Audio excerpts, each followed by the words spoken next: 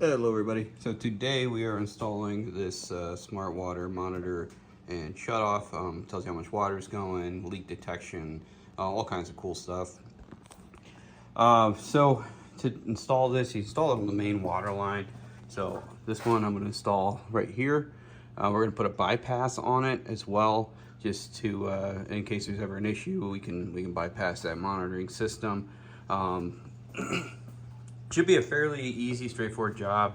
My main water line here is Schedule 40 PVC, and before you haters start saying anything, the main water line can be Schedule 40 PVC, but your distribution, when you get to hot water and stuff, definitely needs to be CPVC or copper. So to do this today, we got our parts and pieces.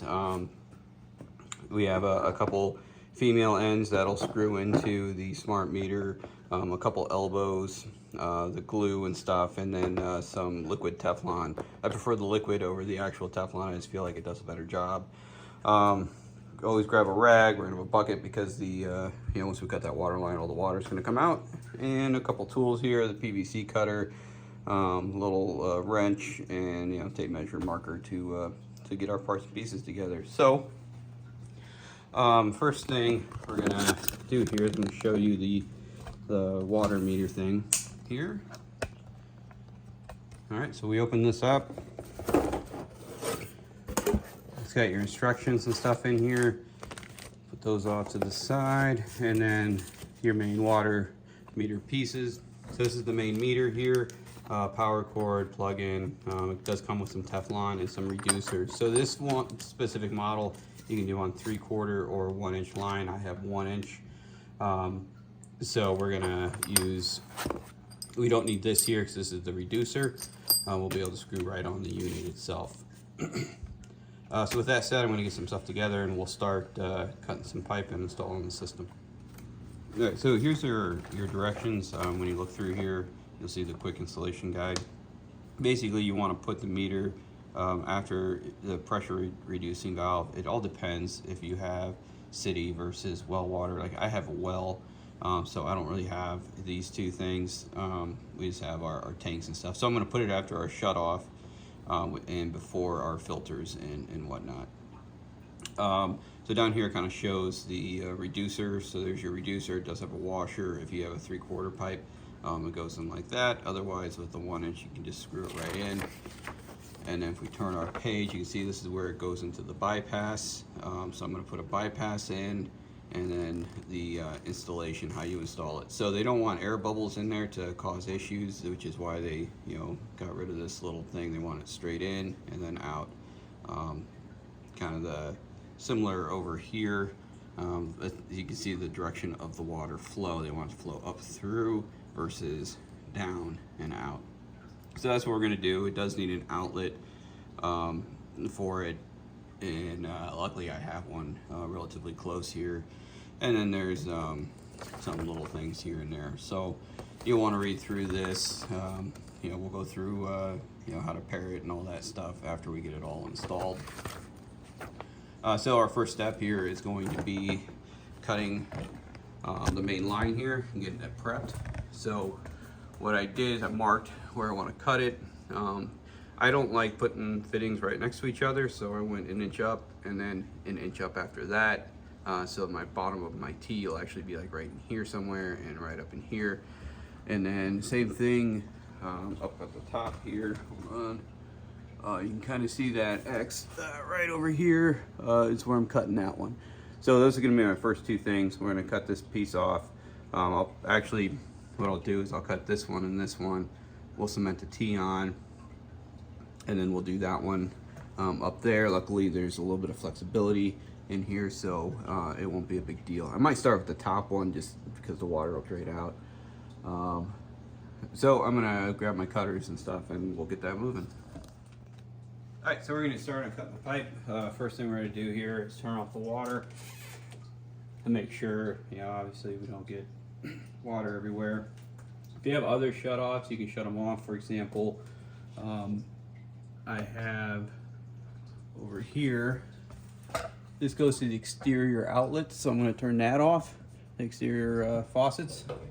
and that way that all that water doesn't drain out because it doesn't need to. But other than that, I don't think I have any others. So we're going to start with that piece right here. It's the first one we're going to cut. So I got my bucket ready to go. Here's my cutter. We're going to get water anyway. There's no way around that, but you can at least try to minimize the amount with the bucket here.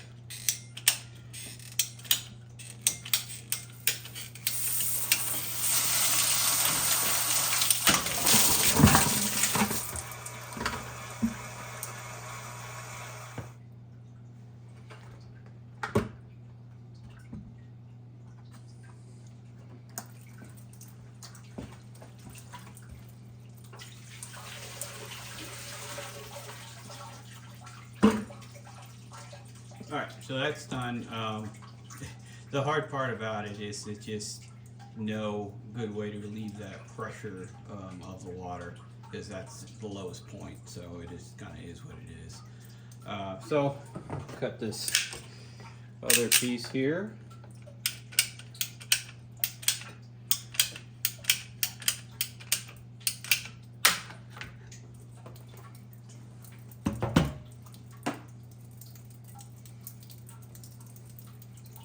Kind of let that drain out. I think I'm going to go ahead and cut that top part now as well, and then we'll get some stuff glued together. Alright, so we got that section cut off. So what I like to do now is just kind of dry fit everything together. So we're going to have mainly this bypass part because we want our T's and everything lining up. So just kind of put these pieces on. And then we're going to kind of measure out where things are going to go. Alright, so I got that bypass stuff all dry fit and ready to go. So before I glue it all though, I am going to, as an amateur here, I like to take my marker and just kind of line stuff up so that when I put it all back together, I'm lining up those lines and I'm not worried about something not being at the right angle, because you put this elbow back on and you have it kinked one way or the other and you're going to have some struggle on getting it all put back and you'll be at weird angles. So that is something I like to do. That way when I disassemble I can glue it all together and not have any issues with it. So I'm going to take that back apart. We'll glue it all together. I'll show you, I'll show you one glue joint on how to do that, and then I'll do the rest off camera because that's kind of boring to watch. Alright, so what we're going to do is glue this T to that pipe there. So the first thing you do is you put the primer on both pieces. You want to get the primer and make sure it reads for whatever material you're using. In this case I'm using PVC, so that's good. Usually brush that off a little bit because it'll leak. Don't get this on you because it'll stain whatever it touches. We just kind of give that a good wrap around and make sure you got all that. And then you do the same thing on your piece itself on the inside here. You get that all clean and covered. That's primer, and it cleans it to make sure everything sticks together. So after that, you use the glue, and again with the glue you want to make sure that you get the right kind. Make sure it's for PVC because there's some specialty kinds as well.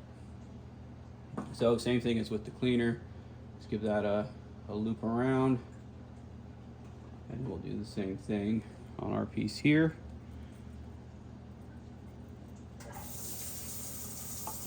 And then since we made those lines, you want to make sure we're lined up on our line, and then you just want to hold it for a good 30 seconds or so to let that glue just dry a little bit. It's not going to dry all the way quite yet, but if you don't hold it, then it has a tendency to push the piece out, and kind of weird. I don't know what does that. So we'll hold it for a second, let go, and you're good. Then you let it set for a little while before you would put pressure or anything on it. But that's how you glue a joint. So I'm going to go ahead and do those other ones, and then we'll check back in when we're getting close to putting the actual meter on.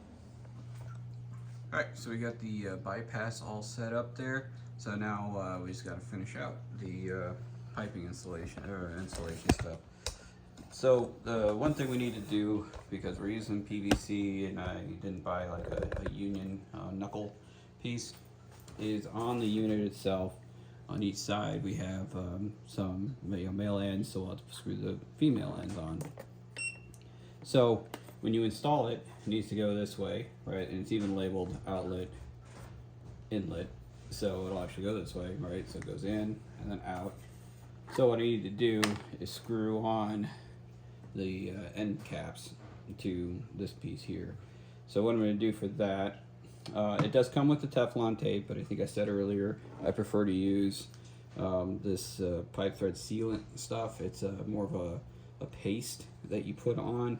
I just, over time, have felt like it does a better job with sealing the thing. So what you do there is I usually just kind of squeeze it around, and then I just use my finger and kind of press it in to the threads themselves.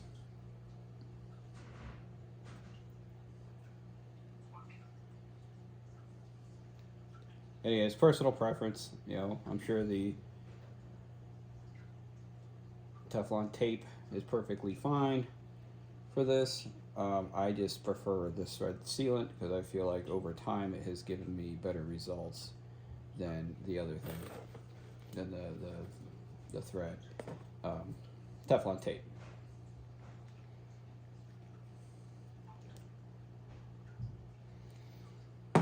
All right, and then once you have that spread on there, let's take our piece here, screw that on, and then I'm just going to take my wrench here and just make sure it's on all the way. So that felt good. Wipe off this extra, and I feel good about that. So now we're going to mount this onto our pipe over there. Let's move over here, and that'll be done kind of the same way as the other stuff, right? It's just a pipe connection.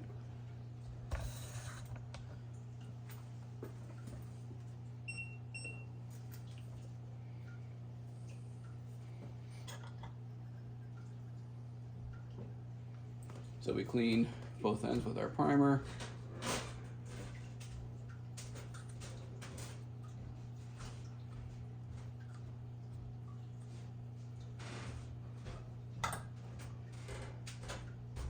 Apply cement.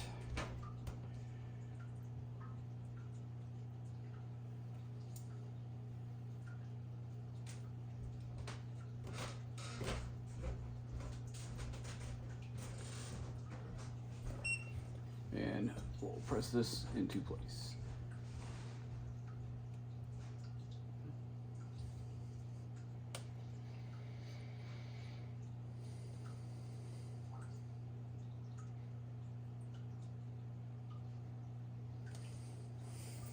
All right, so then we just have the top part to put on. That's that elbow up there. So I'm gonna go ahead and do that off camera. Same steps, I'll screw on the PVC piece onto the top threads there, then I'll cut that elbow in. Alright, so we got everything screwed and glued together. So what we're going to do is connect the power. So let me see if I can get that. See if, alright, I think you can see that piece there. So this is the power.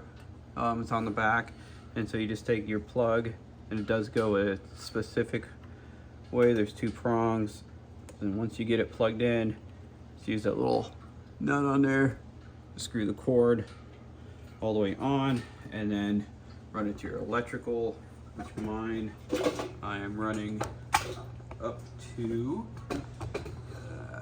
that spot right up there. You can see that orange cord. So I'm going to go ahead and wrap that around and plug in the device. All right, so I got the power on and everything. You'll want to follow these quick pairing guide instructions on after you plug it in. You long press those two buttons, it goes into pairing mode, and on your app, once you get that Fizz app, you can add the thing, and I did all that already, so we're good there. So my next step really is to turn on the water. So we're gonna just come down here, turn on and let everything pressurize. All right, if we tap it, let's see, we can turn it on and you can kind of see how it's going on. So that's the time, it's 12:02 at my house here. Valve is open, you can see, and then all the settings are going. So we're charged up on my end. I'm looking, I don't see any leaks in the plumbing that we added, which is fantastic. And again, I do have this bypass over here. I have that turned off right now. If something were to happen where this got boogered up, I could easily bypass it by just turning that on, and then the water will, flow up through and out. So that, my friends, is how we installed the smart water meter. Looking forward to having it. It'll tell you if you have leak detection, how many gallons you're using, all kinds of stuff. You want to read through. In here, there's a lot of advanced settings where you can ignore a small leak, protection mode. So definitely read through the instructions and see everything. For example, for me, I have a swimming pool, so when I put that on, we'll kind of turn the protection off as I'm filling the pool, and then I'll turn it back on when I'm all done. So that is how we install the water meter here. And so if you have any questions, comments, concerns on what we did today, please leave them in the comments below. Hit like, subscribe, and all that, and we will talk to you soon.